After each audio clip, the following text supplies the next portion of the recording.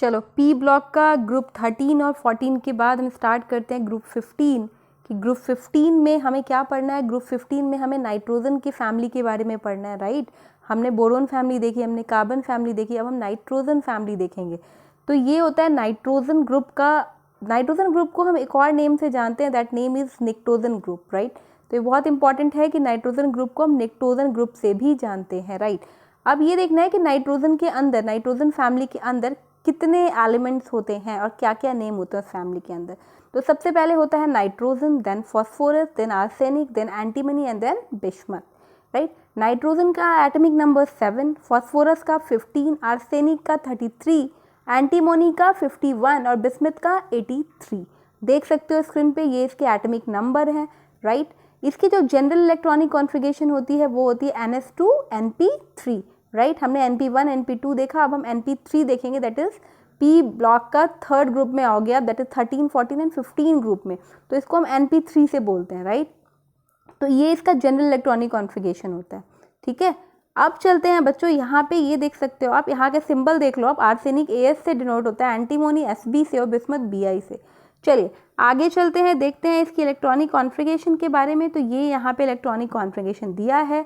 Nitrogen का 2s2 2p3, phosphorus का 3s2 3p3, arsenic का 3d10 4s2 4p3। मतलब आर्सेनिक से डी ब्लॉक स्टार्ट हो जाता है, राइट। मतलब डी के सबशेल में एलिमेंट फिल होना स्टार्ट होता है। SB अगर बिस्मथ की बात करें, SB की बात करें तो 4d10 5s2 5p3, BI की बात करें तो 4f15 5d10 6s2 6p3। तो ये इनके इलेक्ट्रॉनिक कॉन्फ़िगरेशन होते हैं। जनरलाइज मैंने आपको बता दिया NS2 NP3 होता है, राइट। तो इस तरीके से आप इसको याद कर सकते हो। आप यहाँ पे अगर आप देखोगे तो ये आप देख सकते हो कुछ 2s2 2p3 3s2 3p3 4s2 4p3 5s2 5p3 6s2 6p3, right. तो ये इसका इलेक्ट्रॉनिक कॉन्फ़िगरेशन होता है।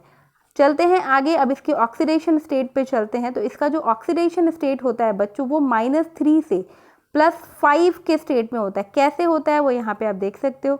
आप देख सकते हो क्या होता है यहाँ पे ऑक्सीडेशन स्टेट में कि -3 से +5। अब यहाँ पे देखो उल्टा हो रहा है। आपने स्टार्टिंग में जो भी देखा है क्या हो रहा था, आपने अगर बोरोन फैमिली में देखा तो क्या हुआ, +3 से +1 के ऊपर। यहाँ पे क्या हो रहा है, -3 से +5 के स्टेज पे जा रहा है। लेकिन अब जैसे नाइट्रोजन स्टार्ट हुआ, राइट, -3, अब -3 है तो +3 के चांसेस बढ़ जाते हैं। बढ़ेंगे कि नहीं बढ़ेंगे? अगर ये इस तरीके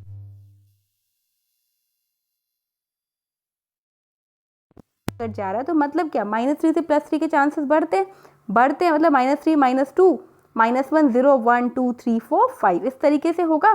तो यहाँ पे ये +5 तक जाता है। लेकिन बिस्मथ के पास आते आते उसकी स्टेबिलिटी जो होती है वो +3 हो जाती है। मतलब इनर्ट पेयर इफेक्ट की वजह से बिस्मथ एक ऐसा ऑनली है जिसका +3 स्टेट स्टेबल माना जाता है।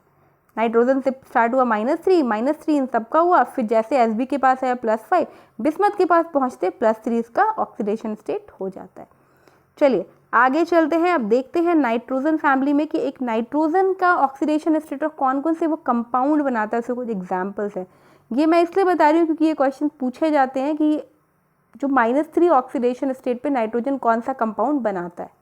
तो ये आपको पता होना चाहिए कि जब ऑक्सीडेशन स्टेट -3 होता है तो वो कौन सा कंपाउंड बनाएगा, वो NH3 बनाएगा, राइट। -2 पे होगा तो कौन सा बनाएगा, वो H2N NH2 का कंपाउंड बनाएगा। -1 पे होगा NH2OH बनाएगा, 0 पे होगा N2 बनाएगा, +1 पे होगा N2O बनाएगा, +2 पे NO बनाता है, +3 पे N2O3 बनाता है जो कि ब्लू कलर का कंपाउंड होता है। कलर इसलिए लिखा है क्योंकि ये क्वेश्चन आते हैं कि कौन सा कलर का कंपाउंड +3 ऑक्सीडेशन स्टेट पे नाइट्रोजन बनाता है। +4 ऑक्सीडेशन स्टेट पे NO2 बनाता है जो कि येलो ब्राउन कलर का होता है। +5 स्टेट पे ऑक्सीडेशन स्टेट पे HNO3 बनाता है और N2O5 बनाता है। तो ये हो गए नाइट्रोजन के ऑक्सीडेशन स्टेट्स और कंपाउंड्स, जिस पे बेसिकली क्वेश्चंस आते हैं कि कौन से ऑक्सीडेशन स्टेट पे कौन सा कंपाउंड बनता है। तो ये आपको पता होना चाहिए। चलिए अब चलते हैं आगे। नाइट्रोजन का मैंने आपको बताया कि जो नाइट्रोजन फैमिली होती है -3 से +5 ऑक्सीडेशन स्टेट। अब नाइट्रोजन में क्या है, देखो इसकी अगर हम बात करें, नाइट्रोजन ही ऐसा सिंगल है जो -3 से +5 की तरफ जा रहा है। देखो अगर आप ध्यान से तो यहाँ देख सकते हो इतने कंपाउंड नाइट्रोजन बना रहा है ना, मतलब -3 से +5 ऑक्सीडेशन स्टेट के कंपाउंड बनाता है नाइट्रोजन, एक सिंगल नाइट्रोजन सिर्फ, राइट। कोवैलेंसी नाइट्रोजन की होती है फार, जिसके अंदर 4 इसकी कोवैलेंसी नाइट्रोजन की होती है, जिसमें 3 इसके कोवैलेंट बॉन्ड होते हैं, 1 कोऑर्डिनेट बॉन्ड होते हैं। ये लोग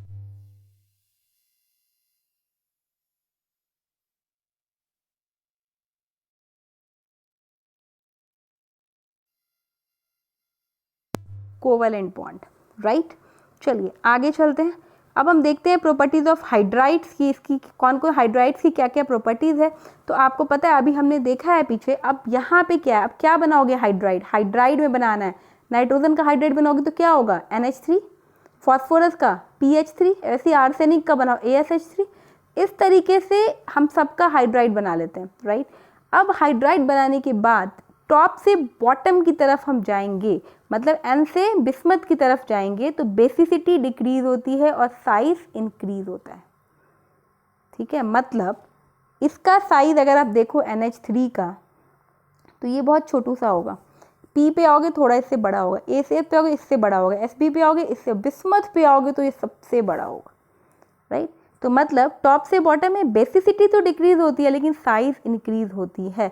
दिस इज़ वेरी इंपॉर्टेंट कि भाई साइज कैसे बढ़ता है घटता है, तो हमें पता होना चाहिए कि नाइट्रोजन से मतलब हम अगर टॉप से बॉटम की तरफ जा रहे हैं तो क्या होता है, साइज इंक्रीज होता है और बेसिसिटी उसकी क्या होती है, डिक्रीज होती है, राइट।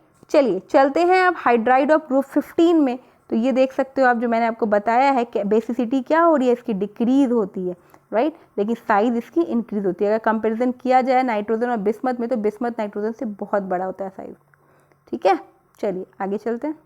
अब क्वेश्चन आता है कि क्यों, why basicity decrease down the group, जब हम नीचे की तरफ जाते हैं तो क्यों बेसिसिटी डिक्रीज होता है, राइट। तो इसका आंसर होगा कि each hydride has 1 lone pair.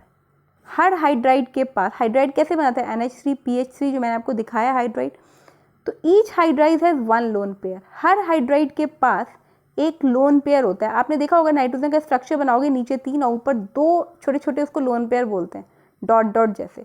तो down the group the size of element increases, जैसे जैसे डाउन होता है एलिमेंट का साइज इंक्रीज होने लगता है। तो इस क्यों, क्योंकि more diffuse the lone pair lower the basicity, जितना डिफ्यूज होगा लोन पेयर बेसिसिटी क्या होगा, लोअर होगा। तो NH3 को मोस्ट बेसिक माना गया है, ठीक है। तो सबसे ज़्यादा बेसिक, क्योंकि सबसे ज़्यादा बेसिसिटी किसकी होगी, बेसिक NH3 की होगी, तो इसलिए बहुत जगह NH3 यूज होता है क्योंकि उसकी बेसिसिटी अच्छी होती है। चलिए अब हाइड्रोजन बॉन्डिंग की बात कर लेते हैं। तो कहता है हाइड्रोजन बॉन्डिंग में only nitrogen compound participate in hydrogen bonding, no other participate. सिर्फ नाइट्रोजन के ही कंपाउंड, मतलब आपने देखा ना +-3 से जो हम +5 तक गए हैं पूरा वो सीरीज, मतलब सिर्फ नाइट्रोजन के कंपाउंड ही पार्टिसिपेट करते हैं हाइड्रोजन बॉन्डिंग में, बाकी कोई भी नहीं करेगा, ठीक है। वेरी इंपॉर्टेंट पॉइंट, इसको भी याद रखिएगा। आप देख सकते हो यहाँ पे कुछ इस तरीके से फिगर है, ठीक है। तो ओनली क्या होगा, क्योंकि डाउन डिक्रीज होता है डाउन द ग्रुप, तो पार्टिसिपेट नहीं कर पाते हैं, इसलिए सिर्फ नाइट्रोजन ही, नाइट्रोजन के जितने भी ग्रुप के मेंबर्स हैं वही कर सकते हैं पार्टिसिपेट, सिर्फ नाइट्रोजन कंपाउंड, राइट। चलिए अब चलते हैं रिड्यूसिंग कैपेसिटी के बारे में। अभी हमने हाइड्रोजन के बारे में देखा, आपने बेसिसिटी के बारे में देखा हाइड्राइड का, अब हम देखेंगे रिड्यूसिंग कैपेसिटी। तो रिड्यूसिंग कैपेसिटी का मतलब होता है कि हाइड्रोजन का रिमूव होना, होगा ना, यही होगा रिड्यूसिंग कैपेसिटी, मतलब कहीं ना कहीं हाइड्रोजन का रिमूव हो रहा है। तो अब जो ग्रुप 15 एलिमेंट में जो आपको दिख रहा है NH3 PH3 ASH3 SbH3 BiH3, तो इसमें सबसे ज़्यादा रिड्यूसिंग कैपेसिटी किसका होगा, ठीक है। अब आप देखो यहाँ पे ध्यान से, NH3 का साइज इतना, राइट। अगर हम बात करें BiH3 का तो इसका तो इतना, इसके सामने तो इतना छोटू सा एलिमेंट है ना, छोटा सा, तो क्या होगा, इसकी रिड्यूसिंग कैपेसिटी कैसी होगी, कम होगी ऑब्वियसली नाइट्रोजन की। इसलिए कहा जाता है जैसे जैसे NP इस तरीके से चलोगे आप, तो सबसे ज़्यादा BiH3 का रिड्यूसिंग कैपेसिटी होता है। क्यों होता है, तो इसका आंसर है बिकॉज ऑफ साइज। चलिए अब देखते हैं आगे। तो यहाँ पे आप देख सकते हो इस तरीके से मैंने बेसिसिटी का ये बना हुआ रिड्यूसिंग कैपेसिटी का, आप देखो इंक्रीजेज डाउन द ग्रुप, क्यों, because of size, right. Down the group the bond strength decreases that it can release hydrogen more easily, तो मोर रिड्यूसिंग कौन होगा, BiH3 होगा। अब बात करते हैं कंपाउंड्स ऑफ नाइट्रोजन की। तो कंपाउंड्स ऑफ नाइट्रोजन में NH3 की बात करते हैं। NH3 का जो स्ट्रक्चर होता है वो कैसा होता है, पिरामिडल होता है, और इसकी हाइब्रिडाइजेशन sp3 हाइब्रिडाइजेशन होती है। ठीक है, कोई आपसे पूछे NH3 का तो आप बता देना sp3 हाइब्रिडाइजेशन होता है। प्रिपरेशन की बात करते हैं, भाई NH3 बनता कैसे, तो यूरिया क्या होता है, हम यूरिया लेते हैं, right, in the presence of what, water. हमने यूरिया लिया, in the presence of water लिया, तो क्या बनता है, अमोनियम कार्बोनेट बनता है, NH4 2CO3। अमोनियम कार्बोनेट बना, फिर अमोनियम कार्बोनेट को हम गर्म करते हैं तो क्या बनता है, NH3 अलग हो जाता है, H2O अलग प्लस CO2 अलग, तो यहाँ पे हमारा अमोनिया रेडी हो जाता है। ठीक है, तो कभी भी अमोनिया बनाना है तो हमें यूरिया लेना होगा, किसके प्रेजेंस में, वाटर के प्रेजेंस में। NH4 2CO3 बनाता है, वो अमोनियम कार्बोनेट बना देता है, फिर उसको गर्म कीजिए, पानी कार्बन डाइऑक्साइड निकल जाएगा और NH3 हमें मिल जाएगा। चलिए अब स्मॉल स्केल सिंथेसिस की बात करते हैं कि स्मॉल स्केल सिंथेसिस पे अमोनिया कैसे बनता है। तो यहाँ पे हमने क्या लिया, यहाँ पे हमने लिया NH4Cl, इसको हमने हीट किया तो NH3 प्लस HCl हमारा बन के निकल जाता है। वैसे ही यहाँ पे अगर NH3 दोबारा एक और है तरीका बनाने का, NH4OH ले लो, हीट करो, NH3 प्लस H2O निकल जाएगा वापस। ठीक है, चलिए अब लार्ज स्केल सिंथेसिस पे हम कैसे बनाएंगे। तो लार्ज स्केल सिंथेसिस के लिए हमारा एक प्रोसेस होता है, that process is Haber's process, जो आई गेस बचपन से छोटे छोटे क्लास में हमने पढ़ा है हैबर्स प्रोसेस के बारे में, तो आप लोगों को पता होगा हैबर्स प्रोसेस क्या होता है। तो ये तो स्मॉल की बात हो गई। अब लार्ज स्केल सिंथेसिस में अमोनिया बनाना है तो कैसे बनाएंगे। लार्ज स्केल लिए क्या करते हैं, हम नाइट्रोजन लेते हैं प्लस हाइड्रोजन लेते हैं और क्या करते हैं, अमोनिया बना लेते हैं।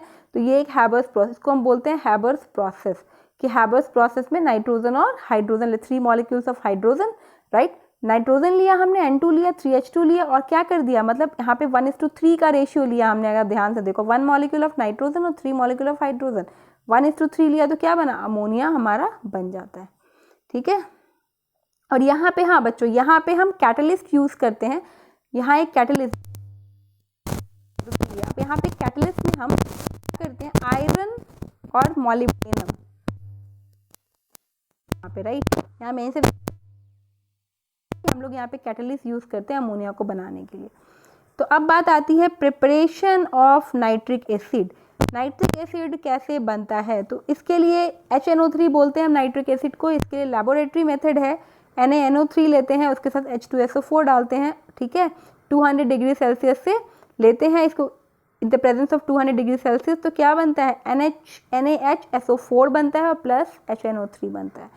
तो ये हम बनाते हैं नाइट्रिक एसिड। अभी हम इसका पूरा डिटेल पढ़ने वाले हैं, किस तरीके से हम इंडस्ट्रियल मेथड से इसको प्रिपेयर करते हैं, बनाते हैं, तो ये हम नेक्स्ट लेक्चर में पढ़ेंगे। आज के लिए था इतना ही, तो इसको आप पढ़िए अच्छे से, फिर कल मिलते हैं हम नाइट्रिक एसिड को भी कंटिन्यू करेंगे हम HNO3 को नेक्स्ट लेक्चर में।